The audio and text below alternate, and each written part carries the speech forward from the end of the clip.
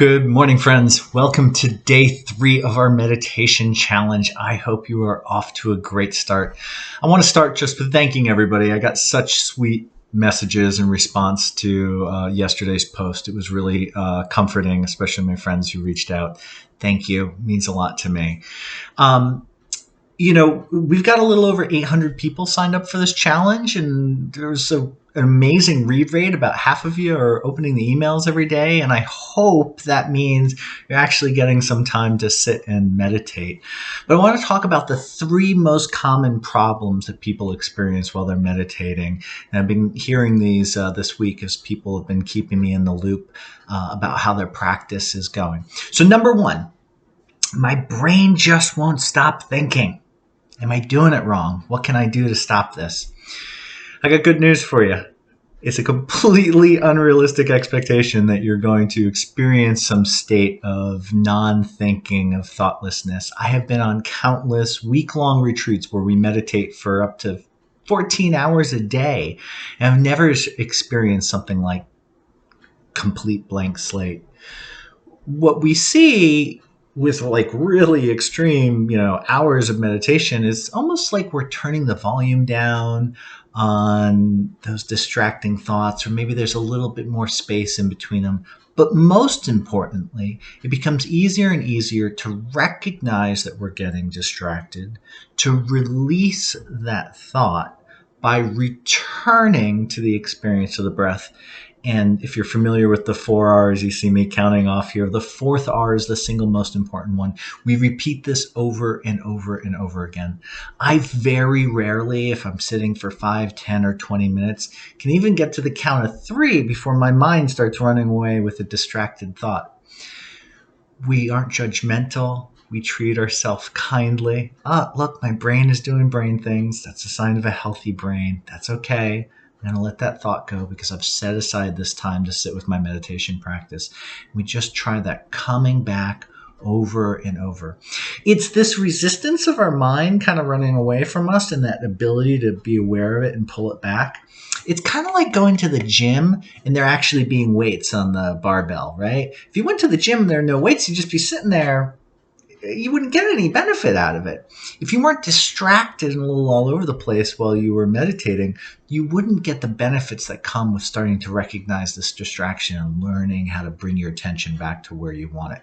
So we can actually be a little bit grateful for our distracted mind. The second most common thing I'm hearing from people is that they're feeling sleepy or they're nodding off when they're meditating. And, I like to joke that we learn a lot about ourselves in a meditation practice.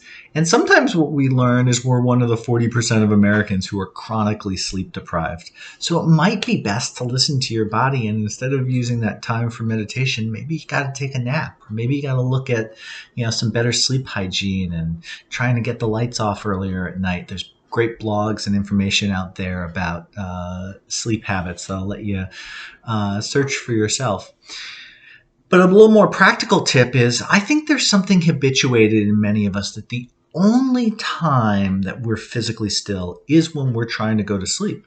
The rest of our days, there's some frenetic energy that kind of keeps us always in motion. And I think there's just a little bit of a learned habit. It's like, I've become physically still. I've let the tension go in my jaw and my shoulders.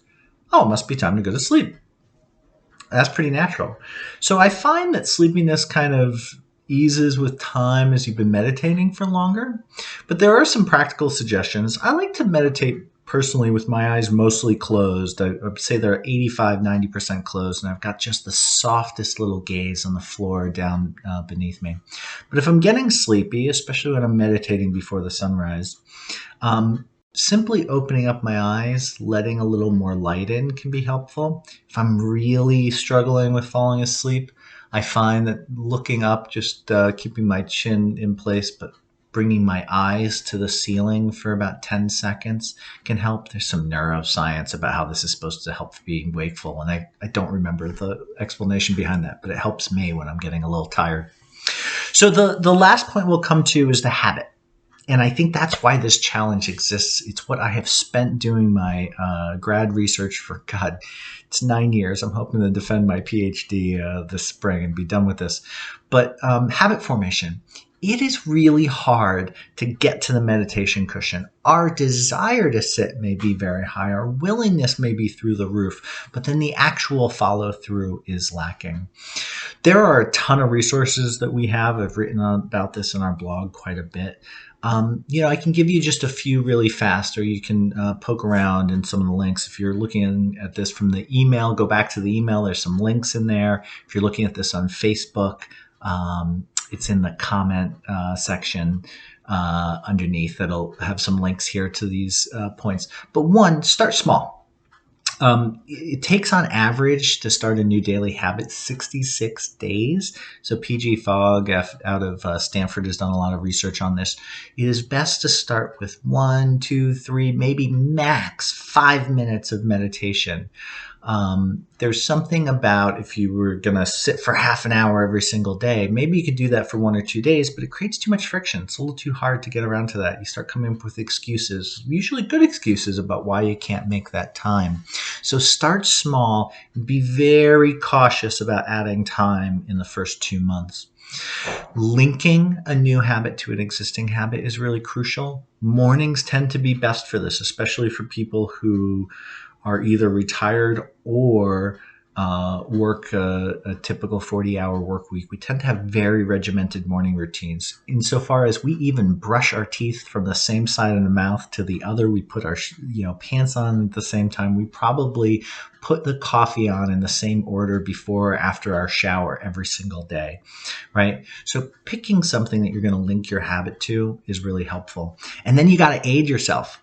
There was a while I was in a new apartment. It was early on in my meditation. I had this long hallway on the way to the bathroom, and I had to I would drop my meditation cushion in the middle of that long hallway. So I would wake up, I would go to the restroom, I would brush my teeth, and coming back to the bedroom, I had to literally step over my meditation cushion. I had an alarm on my phone that was flashing a notification reminding me. It's like, oh yeah, that's right. I brushed my teeth and I showered. The first thing I do once I'm finished with that is I sit down and meditate. And so that linking is really helpful. Last tip I'll give you is come to our Wednesday night group. We meet every week, 8 p.m. Eastern. If you do nothing else in the course of the week, you'll meditate with us on Wednesdays, and then I'll start to, reinforce the habit. So we've got another, if you've been watching these videos, we've got a little tradition here. We sit with each other for 3 minutes to close out these videos. So if you want to, you can get your meditation in right now and meet your obligation for the challenge. I listened to the video yesterday. I didn't realize how terrible my bell sounds coming over this recording. So I'm not going to ring the bell. I'm just going to be quiet for 3 minutes with you, and we'll get our day started.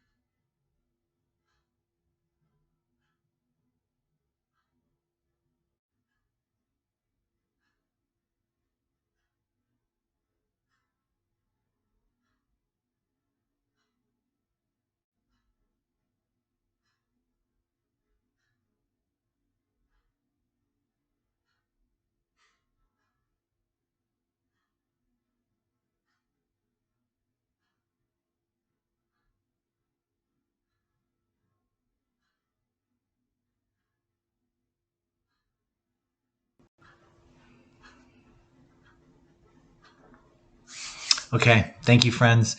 Please, I love hearing from you. If you're watching this on YouTube, it's Anthony at newleafmeditation.org. If you're in the Facebook group, drop a little comment. Let us know how it's going in the comments section here. If you're looking at this because of the email, please, it's just me on the other side of the email. I love hearing from my friends. Let me know how it's going. Have a great day, everybody.